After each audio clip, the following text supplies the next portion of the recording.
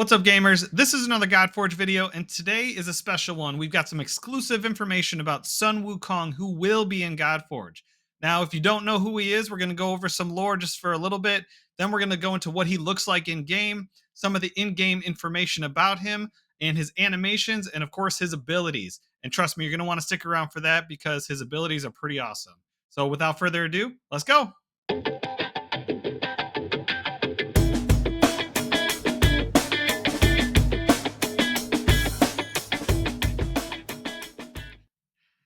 As I said, we're going to start with a little bit of lore about Sun Wukong, just in case you don't know who he is. Now, while we do that, I'm going to show some images in the background of what he's going to look like in game. So hopefully that keeps you entertained while I go over a little bit of lore.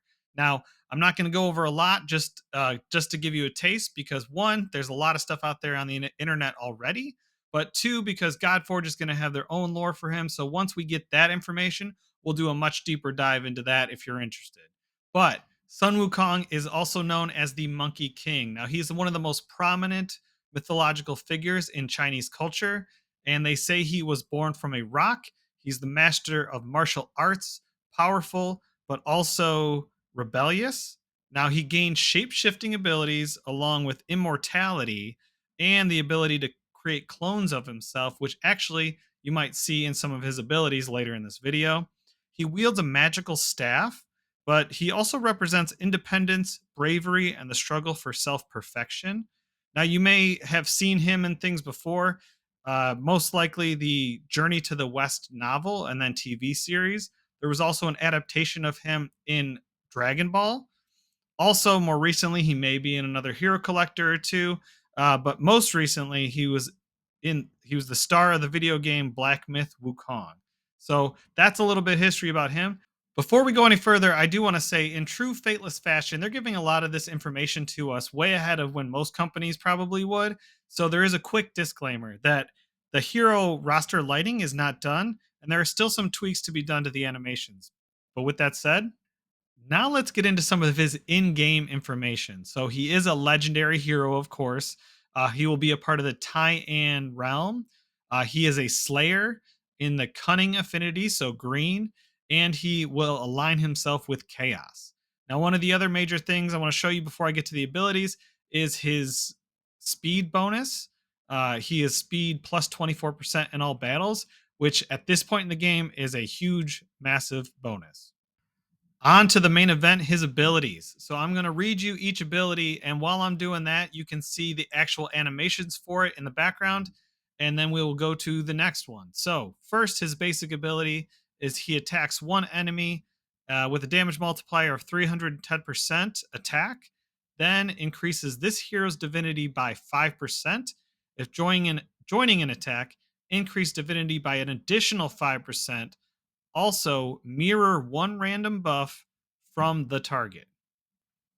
When we look at his core ability, you can see it's on a 6-turn cooldown. Now, I assume this is without any ability upgrades, but it is that he places attack up 2 on this hero for 2 turns, then attacks all enemies 2 times with 180% attack multiplier. For each buff on this hero, it increases the damage inflicted by 10%. And onto his really cool one, his ultimate ability.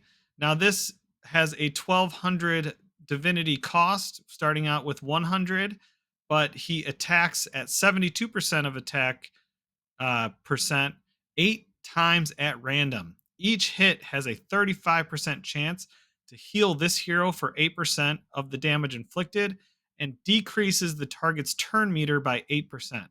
If a target is hit more than 5 times, additional hits inflict 50% reduced damage. So this just means if there's only one enemy left, you'll still hit them 5 times for full damage, but the last 3 will be at 50% reduced damage. And he gains divinity, 40 divinity, when inflicting damage to an enemy. So anytime he inflicts damage, he gains divinity of 40. And lastly, his passive, he places a mortal on this hero for 1 turn when receiving fatal damage for the first time. Also has a 50% chance to join an ally's attack. All right, that is everything Wukong and Godforge. Honestly, at this point, he might be my favorite hero. He definitely seems OP at the very least, just reading his abilities, and then that leader bonus of 24% speed. But man, I am super excited to actually get to play him in game, hopefully soon. What do you think? Do you think he's going to be OP? Who's your favorite hero if it's not Wukong? Leave that in the comments and let me know. Until then, hopefully this helped you play smarter, not longer.